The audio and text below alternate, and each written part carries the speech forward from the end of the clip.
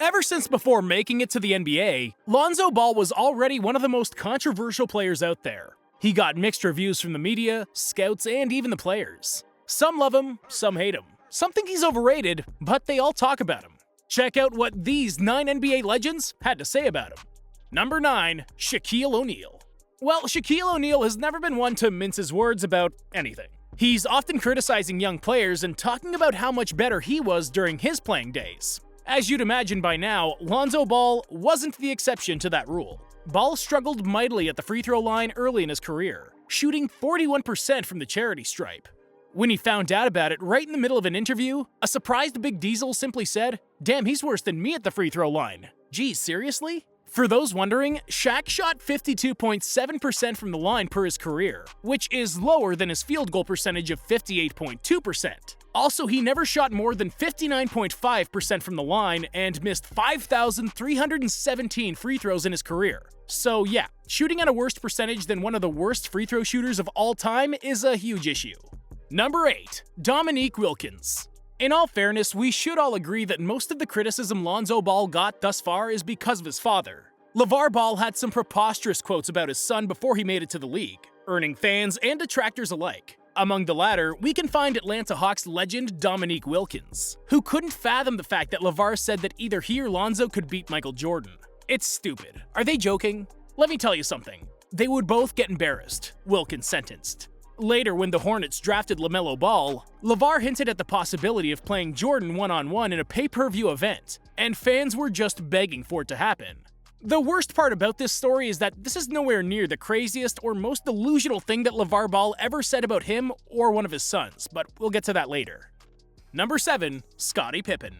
Michael Jordan's most iconic teammate wasn't having any of the Lonzo Ball hype either. Right after his trade to the New Orleans Pelicans, Scottie Pippen called him out for not living up to the expectations, claiming that he should focus on being a good player before thinking of selling shoes. He definitely hasn't proven his worth yet. You're talking about the number 2 player in the draft, a lot of hype, and I think at the end of the day, the only thing that's going to bring Big Baller Brand to the top is Lonzo Ball. It's not about anything other than changing his game, his approach, and he needs to stay on the floor and stay healthy. He has to go prove his worth, and that will sell shoes, said Pippen.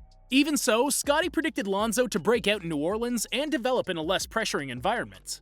I do believe in him, and I think this is a great opportunity for him. He's going to a situation with no pressure, no veteran players that are really putting pressure on him or taking his minutes. He's going to have an opportunity, if he's healthy, to be on the basketball court, to learn, to grow, and to develop.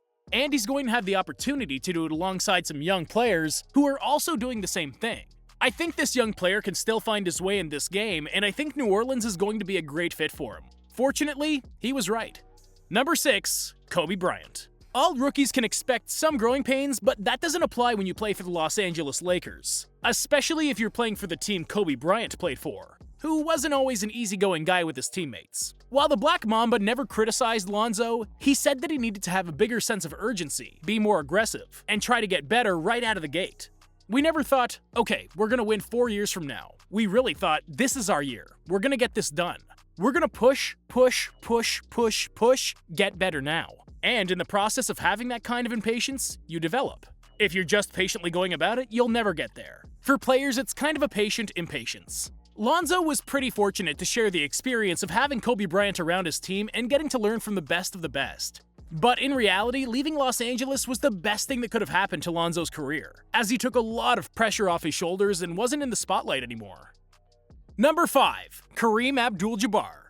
When you play for the Lakers, you're pretty much obliged to win. You have some big shoes to fill, and there are always big expectations. And one of the biggest issues with Lonzo Ball was the comparisons to former legends, especially Magic Johnson. Both were tall, strong point guards with a feel for cleaning up the glass and making crafty passes. Nonetheless, KAREEM ABDUL-JABBAR wasn't fond of these comparisons at all. Not at all. None. Different player, different approach to the game. Some of the same talents, but different players. Magic was able to rebound, and once he got a rebound, that was also our point guard, so we could run. It really gave us the ability that other guards would not be able to do, the 6-time MVP said.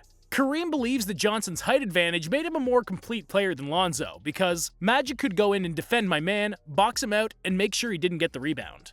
Number 4. Magic Johnson. As we mentioned before, Lonzo was often compared to Magic Johnson, and some people expected him to be as good as Magic was right out of the gate, which obviously wasn't the case. But if you were to ask Magic Johnson himself, he'd actually be pleased about those comparisons. Magic was the one who took him with the second overall pick, as he thought he'd bring Showtime back to LA. And although Ball hasn't lived up to that hype, he still holds him in pretty high regards. I'm going to tell you this, there's no guard in this league, point guard, whose basketball IQ is higher than Lonzo Ball. The IQ of Lonzo Ball is off the charts, Magic recently said of Lonzo. That's a lot of praise coming from one of the greatest point guards in the history of the association, and you better believe that he showed him a couple of tricks. Number 3. Gilbert Arenas. Besides his lack of aggressiveness and injury proneness, Lonzo's shooting was perhaps the biggest issue for him early in his career. His release was odd, and he was prone to getting his shot blocked, and he wasn't knocking down many three-pointers. That's why former All-Star Gilbert Arenas once suggested that he should shift to the shooting guard spot. That way he wouldn't have to pull up too often. Zoe has never had a problem spot shooting, it's his off-dribble shooting that hurts him. He's a guard that dribbles but doesn't have a great pull-up game. If he becomes a shooting guard, then he's about to be Liddy 2 Titty this season. But that's not reality, said Arenas. Lonzo played on multiple two-guard sets during his days in the Pelicans, but more importantly, he completely changed his mechanics and became a 37.8% shooter from beyond the arc. He's shown his ability to play at the two-guard, but taking the ball out of his hands may hamper his biggest skill. Number 2. Charles Barkley. Charles Barkley has become a bit of an infamous figure around younger NBA players nowadays. He doesn't shy away from controversies and likes to tell it as he sees it. Surprisingly, he actually had some nice things to say about Lonzo, lauding his decision to cut his business ties with LeVar Ball and leaving Big Baller Brand. Lonzo should have been his own man from the beginning. You can't let your family members try to piggyback on your success. This is his time. He's a nice kid, he's a good player. I'd like to see him healthy, but this thing has been a disaster from day one.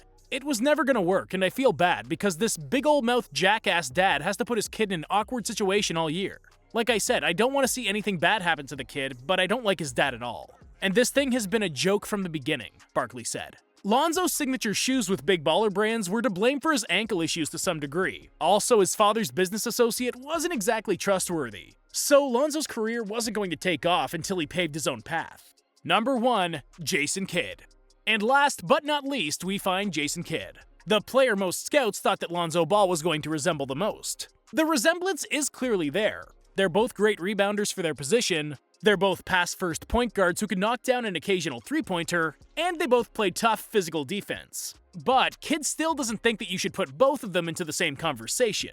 I think the first thing is, does someone play hard for 48 minutes, and are you willing to do anything to win? And so far, it's early in his career, and as someone said earlier, it's a stretch. He has to understand what it means to play hard and what it means to win, and how to win at the highest level. And it takes time. In 3 years, hopefully there's a better comparison. But right now, it's a stretch and he has a way to go. He has a skill set. He can make the game easy for guys who can score the ball. He knows how to win. He has a very high IQ, basketball IQ, Kidd said when addressing the comparisons. Maybe at one point down the line, he'll have to admit that they're pretty similar players, but Lonzo needs to earn his stripes first. Is Lonzo going to be an all-star in Chicago? Will he finally live up to the expectations, or is he just fine already? Whatever your thoughts, comment down below. And don't forget to like this video and subscribe for more NBA content.